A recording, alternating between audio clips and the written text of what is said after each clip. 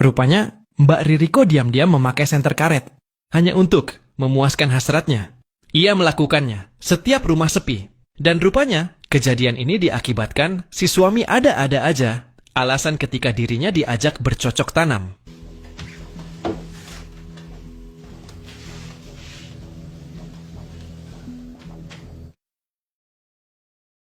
Stop, tunggu dulu. Sudahkah kalian ikuti Zulkifli Channel? Jika belum, tidak ada salahnya, kita saling kenal lebih dalam. Oke, Zulkifli Channel memutuskan. Film sekonyol ini sebaiknya kita kocok ceritanya mulai dari akar-akarnya. Awal film, kita diperkenalkan wanita paruh baya Shantips yang bernama Ririko Kinoshita dengan kode nuklir JUK 335. Keseharian Embak Ririko menjual barang eceran di toko miliknya sendiri. Dengan bantuan bapak sutradara, film ini menceritakan tentang perselingkuhan. Kejadian itu berawal bertemunya pemuda polos yang bernama Naoki. Sedang suami Embak Ririko sudah lama tidak bisa diandalkan saat diajak bercocok tanam. Akibat suatu pekerjaan, diperlihatkan Naoki disuruh temannya untuk berbuat tidak adil di toko Embak Ririko. Akibat takut pada temannya, terpaksa kegiatan itu dilakukan dalam keadaan terpaksa.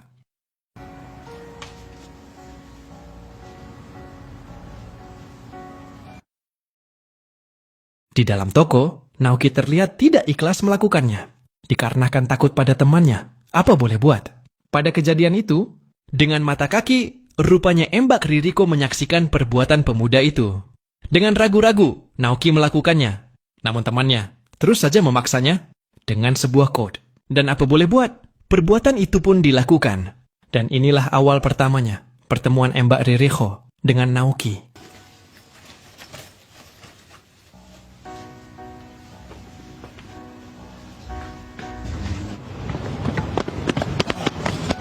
Wih, kenapa kamu lama sekali? Kamu ketahuan kan? Iya, maafkan aku. Tanya jawab mereka. これが直樹くんと私の初めての出会いだった。 Lanjut adegan. Embak Ririko menyajikan makanan enak untuk dirinya dan si suami. Sedikit obrolan. Akhirnya, mari makan. Ucap suami, lalu Embak Ririko bertanya, sayang, apa kamu sudah menemukan pekerja paruh waktu? Belum, makanya aku yang harus cover untuk shift malam. Kamu tahu, kita kekurangan pekerja. Kamu tidak tahu itu? Jawab si suami. Kemudian Embak Ririko bertanya, sayang, apa kamu tidak sadar? Kita cuma bisa bertemu kalau makan malam saja. Di toko juga bisa. Tanya jawab mereka. Padahal pertanyaan Embak Ririko hanya akal-akalannya saja. Dengan modus halus agar bisa rajin bercocok tanam. Kampretnya, si suami tidak nyadar diri.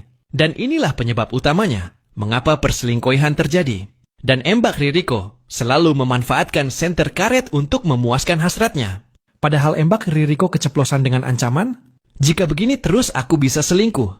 Kampretnya, respon suami hanya tertawa terbahak-bahak. そんなことしてると私浮気するわよ。そんな暇あんのかよ。家とコンビニの行き来しかないのによ。じゃあ行ってくる。 Ternyata, dari tadi Embak Ririko sudah memuncak. Hingga hal di luar Nurul pun terjadi.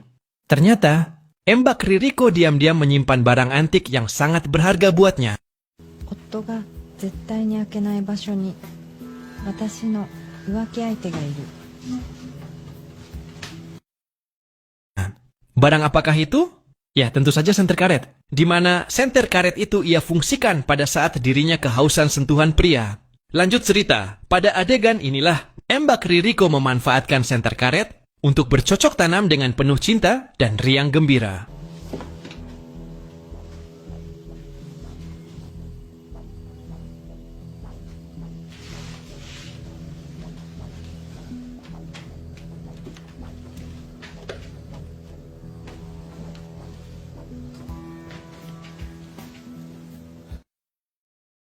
Setelah beres, adegan berpindah pada Naoki.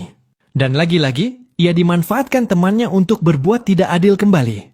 Rupanya dirinya disuruh diam-diam mengambil sarung cangkul di toko Embak Ririko. Sebenarnya Naoki tidak mau. Apa boleh buat dirinya takut pada temannya. Tiba di ruangan, ia disapa dengan ramah oleh si karyawan. Dan lagi-lagi aksinya disaksikan oleh Embak Ririko. Dengan ragu-ragu, ia mengambilnya.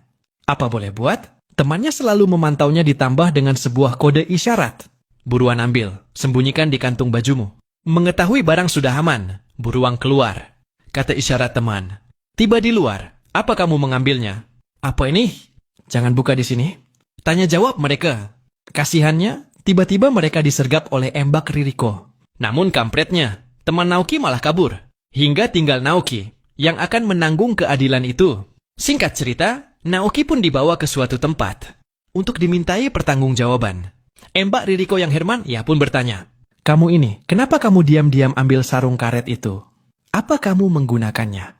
Lalu Embak Ririko mengancamnya akan melaporkan ke pihak berwajib.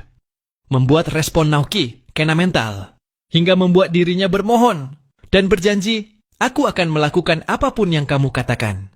Apapun itu. Mendengar janji Naoki tersebut, hal yang membagongkan pun terjadi. Embak Ririko melihat Naoki masih terlihat segar. Anehnya, rupanya Embak Ririko tertarik. Berpikir sebaiknya, Naoki ia manfaatkan untuk bahan bercocok tanam.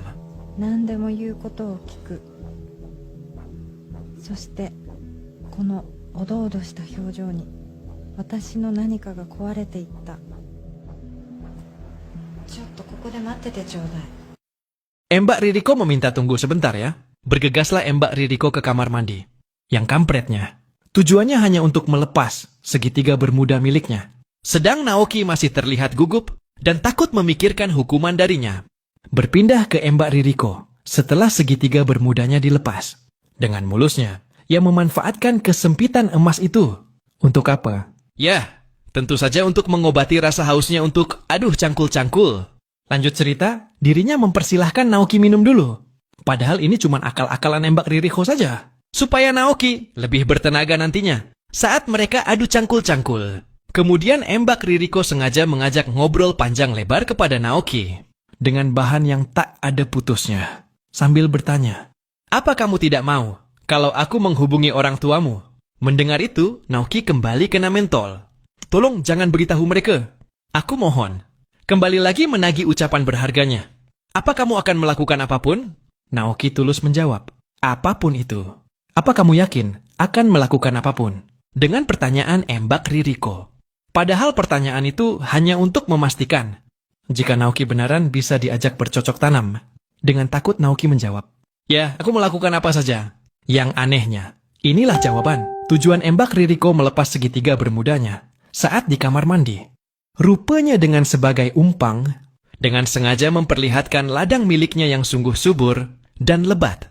Naoki yang menyaksikan ladang yang sungguh subur dan lebat itu membuat matanya melotot, sampai-sampai cacing berotonya memberontak. Pada adegan sinilah, aksi bercocok tanam pun dilakukan dengan sukacita, riang gembira. Saudara-saudara, Zulkifli Channel hanya menjadikan konten ini hanya sebatas hiburan. Motivasi bijak untuk bisa kita renungkan. Berikut beberapa kata bijak menarik tentang menafkahi istri lahir batin. Menafkahi istri bukan hanya tentang memberi nafkah lahir, tapi juga tentang memberi kasih sayang dan perhatian yang tulus. Nafkah lahir hanya dapat memenuhi kebutuhan fisik, tapi nafkah batin dapat memenuhi kebutuhan spiritual dan emosi. Menafkahi istri adalah investasi terbaik untuk kebahagiaan keluarga. Istri yang bahagia adalah kunci untuk keharmonisan keluarga. Suami yang baik adalah suami yang dapat menafkahi istri dengan nafkah lahir dan batin.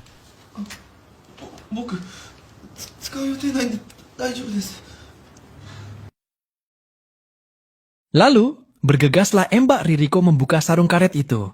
Membuat Naoki kaget hingga bertanya, "Tidak perlu." Tapi sayangnya admin memutuskan, sebaiknya video ini kita lanjutkan pada episode berikutnya. Penasaran? Pantau saja terus Zulkifli Channel, dan sampai jumpa di video menarik berikutnya.